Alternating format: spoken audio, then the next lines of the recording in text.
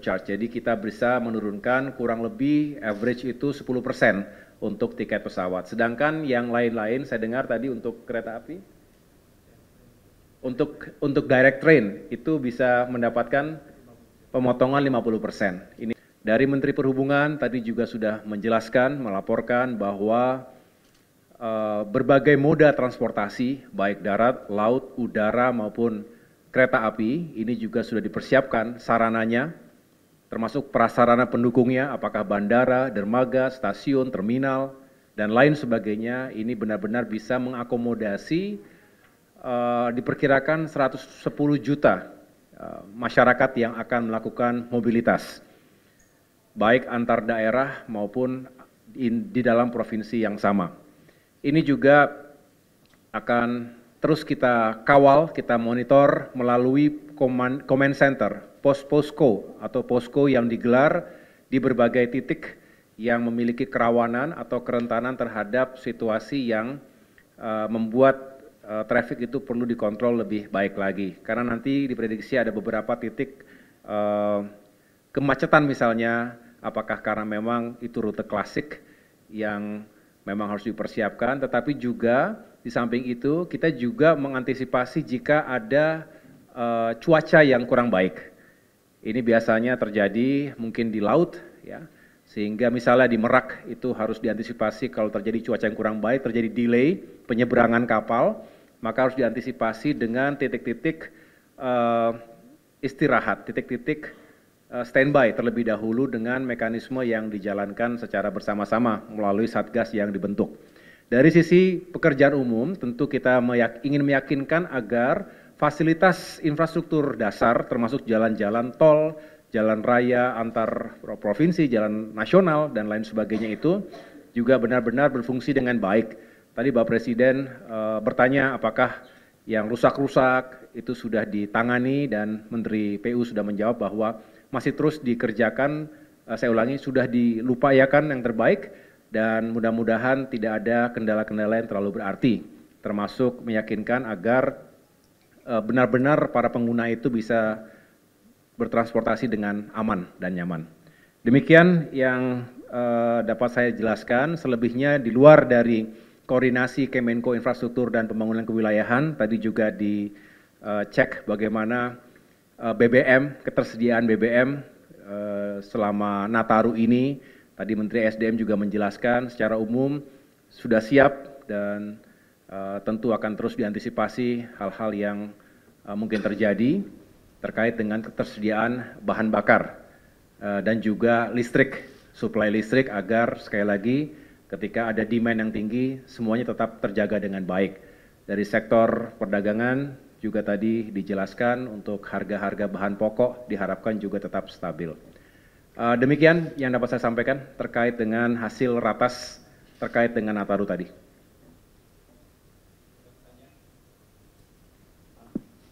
Terima kasih Pak. Saya Emir Pak dari CNBC. Sedikit aja Pak mau tanya terkait dengan tol yang difungsikan untuk saat Nataru nanti ada berapa dan di mana saja ya Pak? Terima kasih.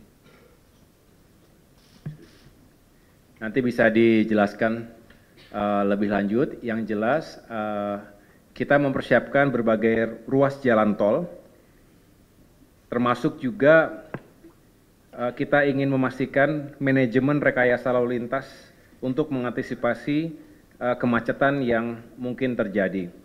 Ini bisa saya jelaskan secara singkat, nanti mungkin kesempatan berikutnya bisa dijelaskan oleh Menteri PU.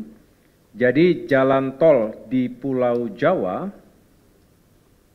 yang operasional itu sepanjang 1.830 km.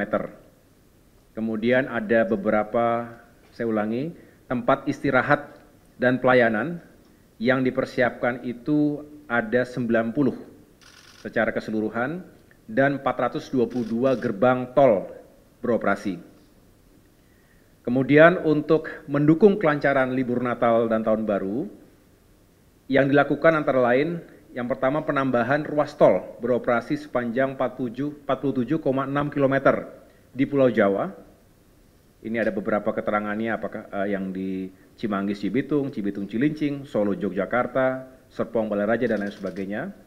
Kemudian ada juga yang sifatnya fungsional, jalan tol fungsional sementara.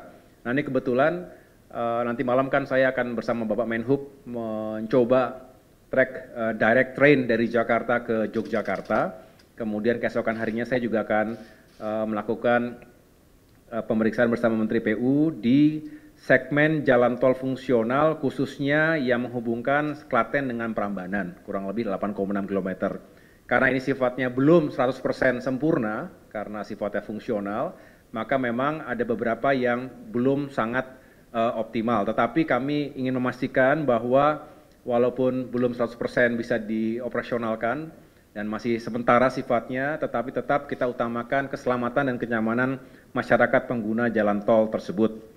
Kemudian yang lain-lain adalah peningkatan kapasitas jalan tol, ya, termasuk untuk Jakarta Cikampek, di mana pengoperasian tambahan 1 lajur ruas Jakarta Cikampek dari 3 lajur menjadi 4 lajur pada sejumlah kilometer yang nanti bisa dijelaskan lebih rinci di kesempatan yang lain.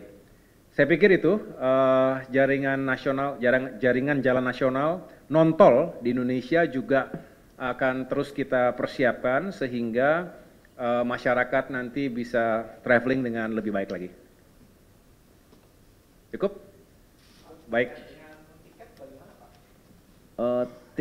Tarif perjalanan transportasi umum selain pesawat, apakah ada juga yang bisa diturunkan atau seperti apa skema untuk biaya perjalanan masyarakat nanti? Terima kasih. Ya, terkait tiket, memang beberapa saat yang lalu sudah diumumkan juga kepada publik atas upaya yang dilakukan oleh Kementerian Perhubungan dan berbagai stakeholder lainnya, karena terkait dengan tiket pesawat misalnya, ada elemen aftur yang berpengaruh secara signifikan, kemudian juga penurunan jasa ke bandar udaraan, baik yang ditanggung oleh passenger, oleh consumer, maupun oleh maskapai, termasuk jasa pengelola bandara di berbagai tempat. Dan yang terakhir tentunya terkait dengan fuel surcharge. Jadi kita bisa menurunkan kurang lebih average itu 10% untuk tiket pesawat. Sedangkan yang lain-lain saya dengar tadi untuk kereta api,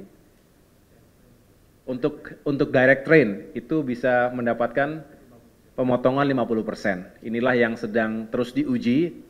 Beberapa hari yang lalu sudah diuji Jakarta Semarang dan nanti malam saya akan ikut Jakarta Yogyakarta. Mudah-mudahan juga bisa membantu masyarakat yang akan menggunakan kereta api dari Jakarta ke 2 provinsi tersebut.